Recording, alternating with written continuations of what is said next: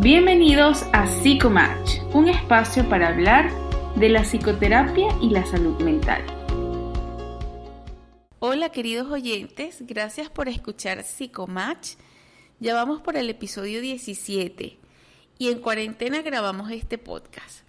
Digo grabamos porque participaron 2 mamás. A principios del mes de abril se celebró el Día Mundial de la Concientización del Autismo y me pareció oportuno compartir con ustedes un episodio que hable sobre este tema.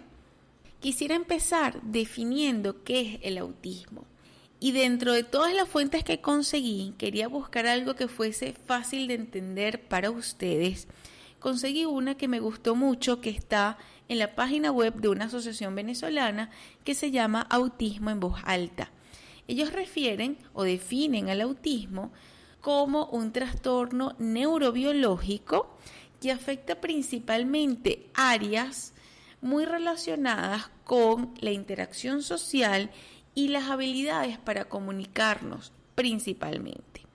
Quisiera decirles que el autismo se presenta en varios grados, dependiendo de su severidad. Por lo tanto, se ha definido TEA, trastorno del espectro autista. Esta definición ha cambiado a lo largo del tiempo. Yo creo que viene producto de investigaciones y lo han podido afinar más. Antes estaba más asociado a un trastorno del desarrollo.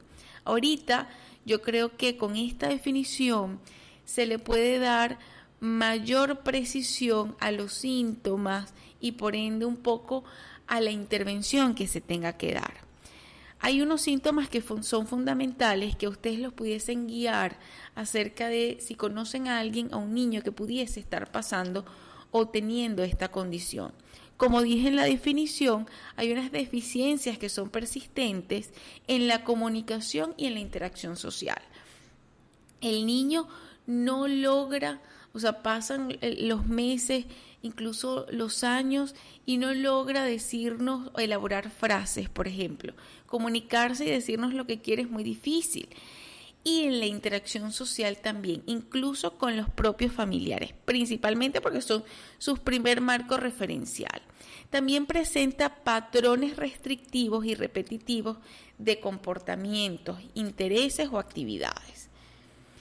Quisiera brindarles brevemente algunos, como les digo, indicios o señales que les pudiesen estar indicando de la presencia de TEA.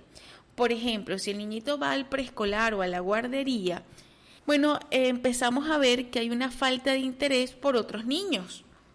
No comparte intereses, por ejemplo, no acostumbra a señalar con el dedo aquello que le llama la atención para compartirlo con los demás, por ejemplo. Hay una ausencia del juego simbólico, lo que nosotros vemos en los niñitas de dar comida a la muñequita, jugar con carritos, ese tipo de actividades muestran intereses más bien distintos, lo que para otros niños la muñequita o el carrito puede llamar la atención, para el niño que presenta la condición de TEA puede ser desde un algodón, otro tipo de material, un pedazo de tela, puede presentar interés por otras cosas. Establecen poco contacto visual y no observan la expresión de la persona que les están hablando, no los miran a la cara y no acostumbran a realizar la sonrisa social. Su lenguaje es literal. Yo me recuerdo que yo trabajaba en un centro de atención y en un hospital psiquiátrico de niños y adolescentes, y aquí había una persona que iba a algunas terapias y tenía autismo. Yo estaba con él en una de las sesiones participando y estaba lloviendo. Nosotros aquí en Venezuela tenemos una expresión que dice: está cayendo un palo de agua. El niñito se me queda mirando y me dice que Daniela, están cayendo palitos del cielo. Eso es una forma de explicarles lo que es lenguaje literal. Ellos no entienden de chistes, no entienden de bromas, evitan el contacto físico, o más bien lo evitan, acostumbran tener hipersensibilidad, y esto es bien importante, a los ruidos, incluso hipersensibilidad táctil. reaccionan poco ante la voz de sus padres y a veces ustedes van a ver en lo que nos va a decir nuestras mamás invitadas, uno pudiese sospechar que hay un déficit auditivo. Pueden mostrar comportamientos extraños, repetitivos, por ejemplo, como el balanceo, el aleteo de manos o caminar de puntillas, por ponerles un ejemplo. Lo que presentan más nivel intelectual notan que son diferentes o no entienden qué les pasa. Yo quisiera ahora darle la oportunidad a estas dos mamás, que les agradezco muchísimo su participación, porque les van a hablar a través de su experiencia, un poco para ayudarlos y guiarlos. Una, es una amiga, se llama Nona Díaz, y la otra mamá es una mamá que muy amablemente, yo no la conozco, la contacté por Instagram, un poco porque me gusta todo lo que comparte, se llama Jennifer Polanco, y quisiera preguntarles a ellas cuáles fueron las primeras señales de alerta que les dijeron que algo estaba pasando. Bueno, yo me di cuenta que Alfonso, las primeras señales de que era muy bebé. Yo había estudiado educación especial, me había especializado en autismo, así que me di cuenta cuando Alfonso estaba muy pequeño, cuestión de meses. Yo veía que cuando él estaba muy bebecito, tú le hacías chi para que se riera y él no se reía nada.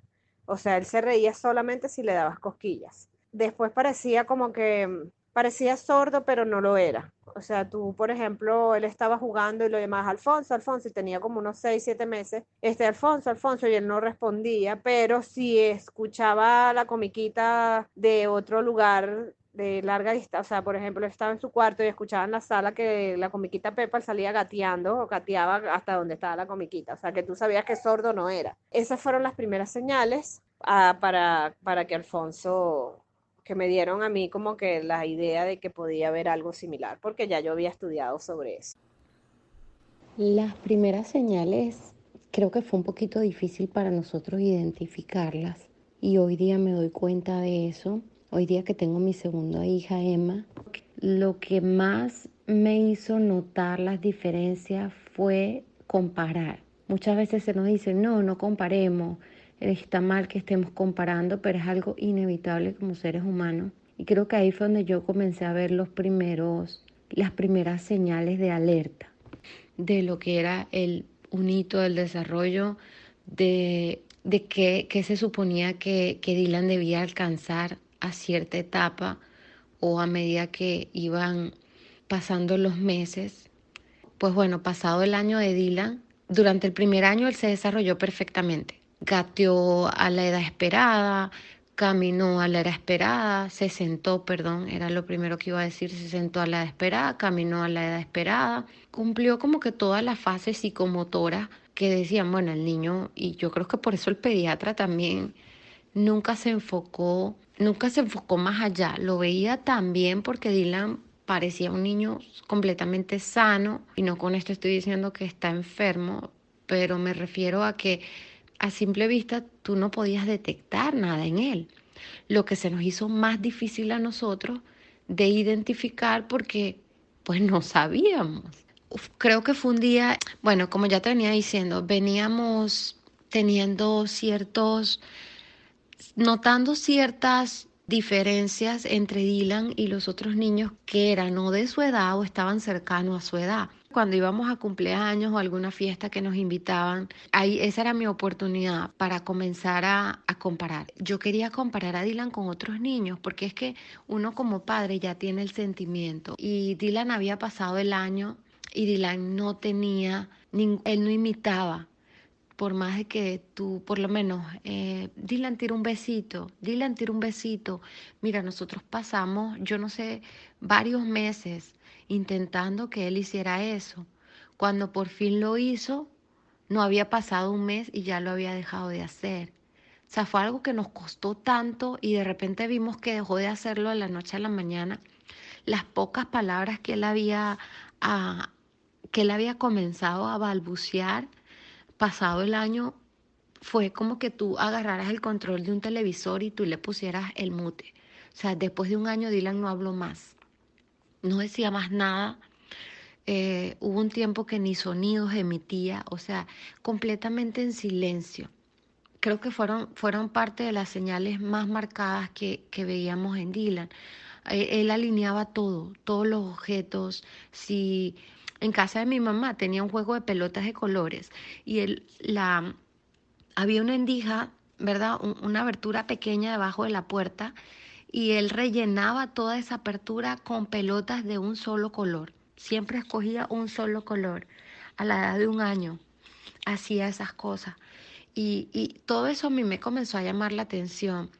Luego también me llamó mucho la atención el hecho de que él se concentraba mucho en el televisor. Yo le ponía una comiquita o le ponía algo y él se concentraba a un punto de que no existía nada más. Tenía una manta y él relacionó un apego tal a esa manta que era como si él se transportaba cuando él la chupaba. Cuando él chupaba esa manta, o sea, era como que si lo perdíamos. O sea, él se concentraba así como se concentraba a ver televisión. Llegó un punto que la manta la quería hasta para comer. Entonces comía un bocado y se metía la manta. Como toda mamá que pues quiere complacer a su hijo y mamá primeriza al fin también. Yo agarré y les piqué, eran 2 mantas, era una textura específica que a él le gustaba y tenía 2 mantitas que le gustaban. Yo se las piqué en pañuelos, o sea, un poco más grandes que un pañuelo para que tuviese varias para yo poderlas lavar y podérselas dar.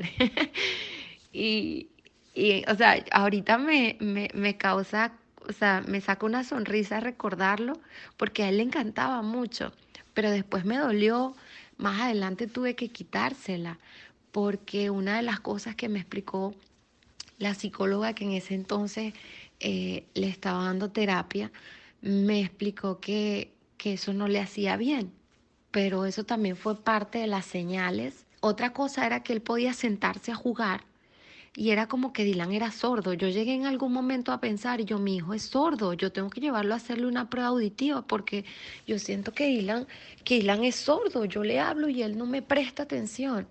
Pero después toda esa teoría se venía abajo cuando él estaba en la sala y yo me iba al cuarto al otro lado de la casa, o sea, a otra ala de la casa, y yo podía prender el televisor muy bajito, mínimo. Y ese niño no pasaban 2 segundos y ya estaba en el cuarto viendo televisión. Era un oído tan agudo para esas cosas, pero cuando yo estaba al lado de él y le hablaba y le decía, Dylan, Dylan, Dylan, él no volteaba.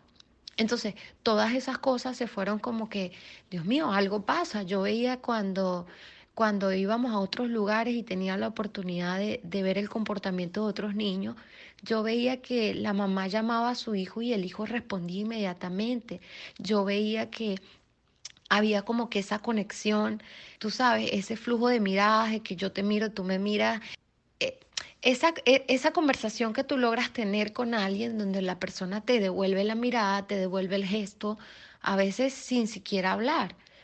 Todas esas cosas yo no las vivía con Dylan. Yo veía que otros niños, incluso menores que él, eran como decimos nosotros, más pila, más activos, más activos no, comprendían más, o sea, estaban como más en el lugar, pero Dylan siempre era como si estaba ausente, como si él estaba, pero no estaba. Es algo tan difícil a veces para uno como padre explicarlo, pero era algo así, era como que físicamente él estaba, pero su comprensión, su, su intención de comunicación, su tantas cosas, esa picardía de un niño, ese quiero explorar que tiene un niño a esa edad, él no lo tenía, él carecía de todo eso.